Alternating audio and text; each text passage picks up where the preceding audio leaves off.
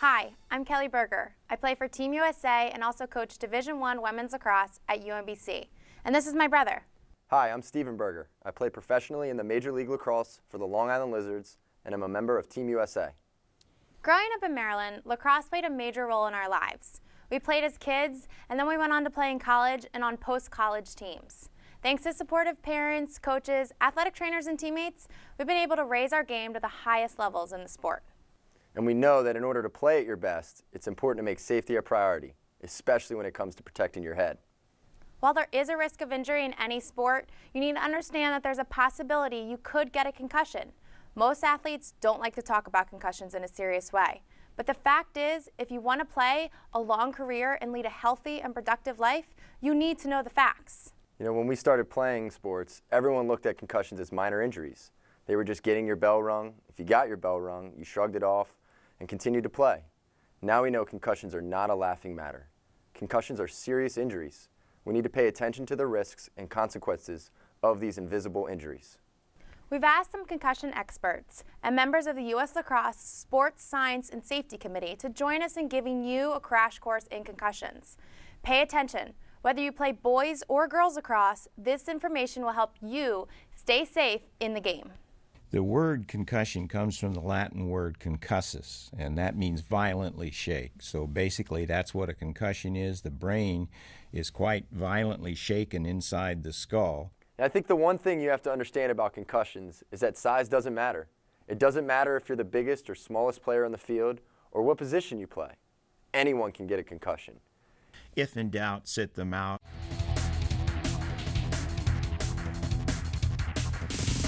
Signs and symptoms of concussion are really varied, and it's important to recognize that not only are they varied, but they can change over time. You feel like you have to get up and keep playing, but you know something isn't right. You feel like you're a little confused. Maybe your vision's cloudy, there's some dizziness that goes on. You know, when dealing with a concussion, you may have symptoms that last for a couple days, or potentially you may not have any problems, and then a couple days down the road, you have a headache, you feel dizzy, or even nauseous. Anytime you have symptoms like that, you've suffered a concussion and you need to seek medical attention right away. The best marker of the severity of a concussion is not exclusively how many symptoms or how severe they are, but mostly how long they last, although all three are important. In summary, concussion symptoms are varied and can be grouped into 4 categories. Physical symptoms, including headache, dizziness, and nausea. Cognitive symptoms, including problems with memory, attention, and feeling slowed down. Emotional symptoms, such as sadness, irritability, and feeling nervous. And finally, problems with sleeping.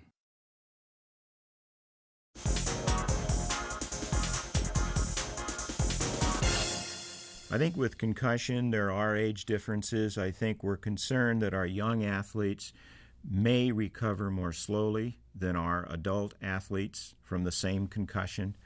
And we're also concerned that young athletes may be more easily concussed than adult athletes. So on both scores, we're a bit more conservative with our young athletes than we are perhaps with an adult.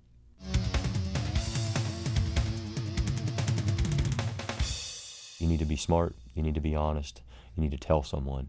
You know, in high school I can remember getting concussion during basketball season, and it actually lasting through to the start of my spring lacrosse season. And it was a little tough for you to sit out that first part, but I had to make sure I was 100% before I got back on the field. And that included talking to my parents about it, talking to trainers about it, doctors, and even believing in myself that I was okay to go back on that field. Athletes inherently want to play, and I think they oftentimes will minimize their symptoms.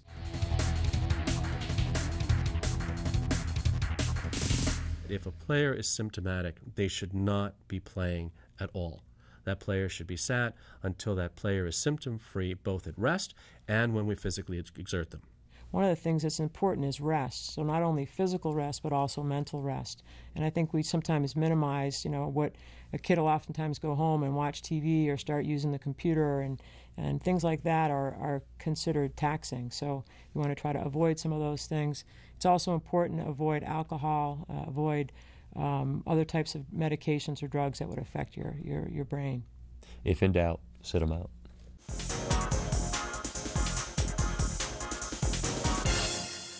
If you have a concussion and you get the proper medical attention and you let your injury heal correctly, you should be able to go back and play lacrosse. It's just like any other injury, but it needs to be diagnosed and it needs to be healed.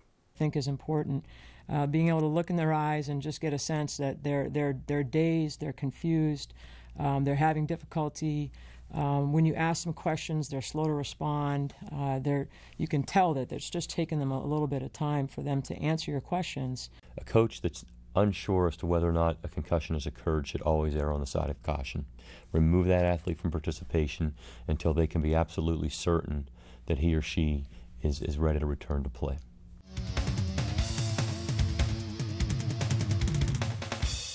We know that when a player has a brain injury that they tend to have difficulties with memory, particularly short-term memory. They have difficulty with how quickly they process information, how well they can think through problems, how well they can analyze problems, and how they put those all together.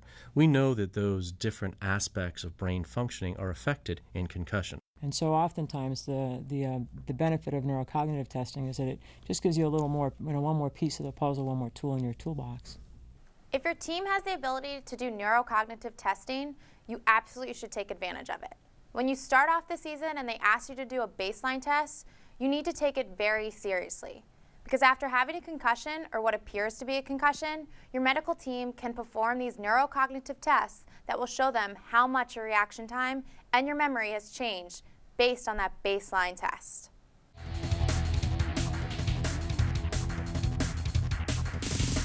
You know, in sports, we're always trained to be tough and work through our injuries.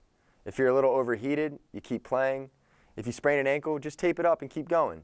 It's completely different when you're dealing with the brain. And when you're dealing with head trauma and concussions, you have to understand there's a course of treatment that you need to follow before you return to the field. You know, things have changed. Playing in college especially, we all just accepted that getting unintentionally hit in the head was something you just dealt with at that level and kept playing.